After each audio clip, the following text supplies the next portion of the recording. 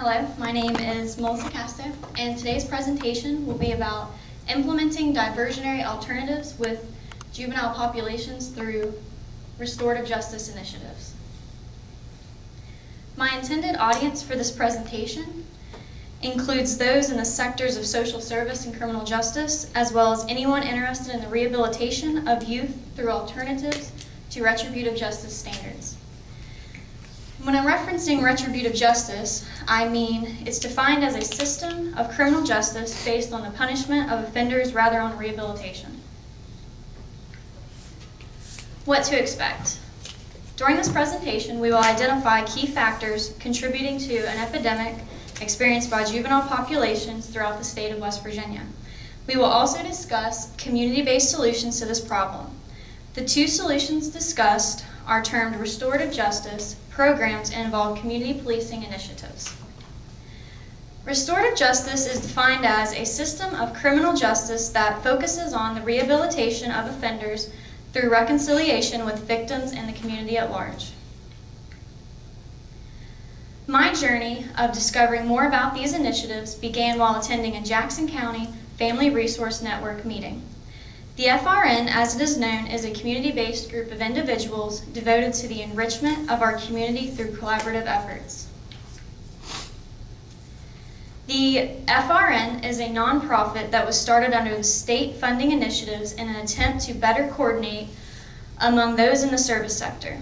Collaborations occurring from within this group are representative of effective community policing initiatives. It was during one of these FRN meetings I met my client, Maureen Rogers. My client is the Community Service Manager of the Jackson County Department of Health and Human Resources. Her email address is maureen.m.rogers@westvirginia.gov, and she can be found at Department of Health and Human Resources in Ripley, West Virginia. While meeting with Maureen, she indicated that there is a problem with the handling of juveniles in West Virginia, more importantly those of which whom are delinquent. Ms. Rogers stated that too many children are being placed into out-of-state facilities due to lack of alternatives, and that West Virginia is in fact facing a crisis. Out-of-state placement for juveniles is far more expensive than keeping them within the state. An alternative can be much cheaper and more effective that requires local financial support. Next, we will look at financial aspects of why funding is an issue for restorative justice programs. Funding child welfare services. In 2012, West Virginia spent $300+ million for child welfare services. Of that $300 million spent, $165 was from federal funding and $137 from state funding. It is important to note that $0 came from local funding. $18 million of federal funds received was for foster care expenditures in 2012. $13 million was used for maintenance and $4 million used for administration, child placement, training, and statewide automated child welfare information system. To break it down further, of the $165 million in federal funding for child welfare, 23% was from foster care, 3% from child welfare, 13% from social services, 59% from TAMP, and 0.2% from other sources. So why is this happening? There is an absence of alternatives to residential treatment, which results in the placement of juveniles outside of the state simply because West Virginia lacks ample space for youth in its own facilities. Smaller government bodies instead have to pay for alternatives to incarceration. Therefore, it is easy to understand the temptation to employ retributive justice in an effort to simply remove the offender from the community instead of opting for reintegration. The solution to this growing epidemic in West Virginia is an upcoming pilot program that is already being utilized in various other states. The Safe at Home program is one of West Virginia's newest initiatives to be implemented April 2017. Safe at Home is a federal reimbursement project which allows the funds from West Virginia Title IVE to be reinvested in keeping children in their home community for treatment in the least restrictive environment. Again, the need for this program was stressed through the high number of children in West Virginia, residential treatment or congregate care.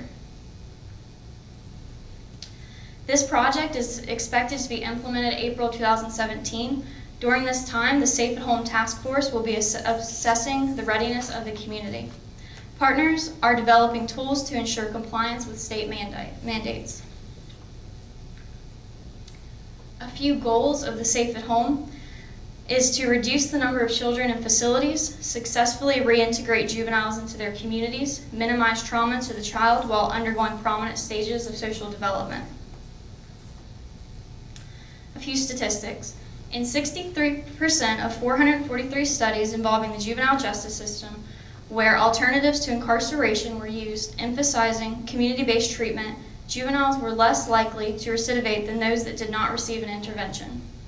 When compared to a 50% recidivism rate for the group of youth not giving this intervention, 32 to 37% of young people given employment and behavioral programs were estimated to recidivate. 50 to 70% of youths involved with placement facilities were rearrested within 2 years of their release. Incarcerated youth are more likely to recidivate than their counterparts who are supervised in community-based settings or otherwise not detained at all. To clarify, recidivism refers to the act of reoffending. What can we do to help combat juvenile recidivism? Recruit community leaders whom are considered pillars of the community, collaboration among caring professionals, empower offenders through restorative justice, and educate law enforcement about alternatives.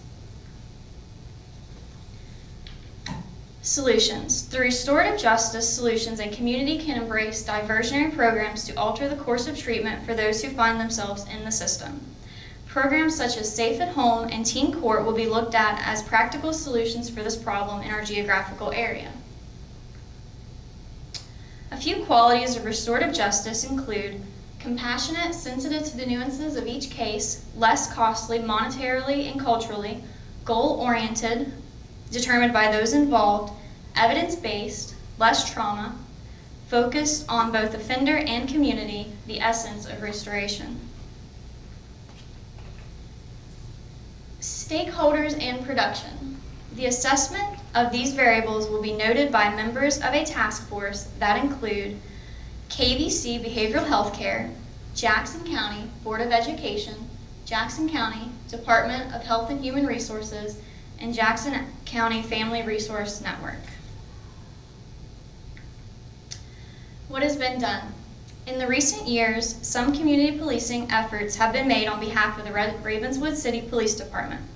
Chief Lance Morrison and City Attorney Steve Koger have been integral in the creation of diversionary programs known as Teen Court. Teen Court operates under the core tenets of restorative justice in a community setting. This program acts as a diversionary program for first-time offenders whom would otherwise find themselves in prison-style environments for minor or first-time offenses while there are alternatives available. This is important to the entire FRN because in the past 10 years, the frequency and diversity of offenses handled by the juvenile courts have grown by over 8%. Of all youth delinquency cases handled by the juvenile courts, 67% were public order offenses.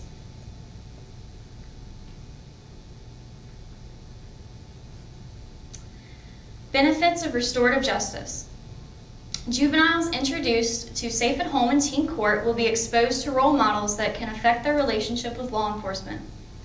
This is important because of the role that police officers play as peacekeepers, particularly in areas of great poverty where poor socioeconomic status can be a contributing factor to delinquency. As a consequence, openness and trust are fostered, in contrast to the relationship resulting from a retributive encounter. The goal. My client would like to see less youth being escalated through the system as a result of low-intensity or non-personal offenses such as truancy. The primary goal sought by these restorative programs is to reap the savings resulted from the diversionary resulting from the diversion of youths away from prison-style environments, more especially those outside of the state. Teen court evaluation. Teen court has tried 45 cases with only a mere 4 deferring to the court systems. After enduring teen court proceedings, offenders are required to participate as a peer on a jury. This helps to ensure fairness for future offenders in a pensive manner. For ensured success, it is necessary to raise awareness of the teen court program's success so that the community continues to support the program. To coordinate among agencies in the service sector into a cooperative unit through which this program can be delivered into neighboring communities. Safe at Home evaluation. The program cannot yet measure success because it will not begin until April 2017. However, the readiness of our community are undergoing evaluation through the use of toolkits available to us through the Department of Health and Human Resources. The toolkits aid in assessing our community supports ranging from counseling, social interaction, transportation, access to medical care, and education. A weakness of Safe at Home study was that my area lacks public transportation. Therefore, to be more effective, it is imperative that we help to fill this gap prior to the rollout of April 2017.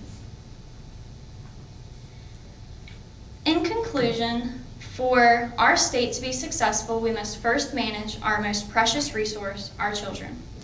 Practicing restorative justice programs within our communities empowers our citizens to develop solutions to the problems facing them, as opposed to relying on the government to dole out insensitive, retributive measures. All right.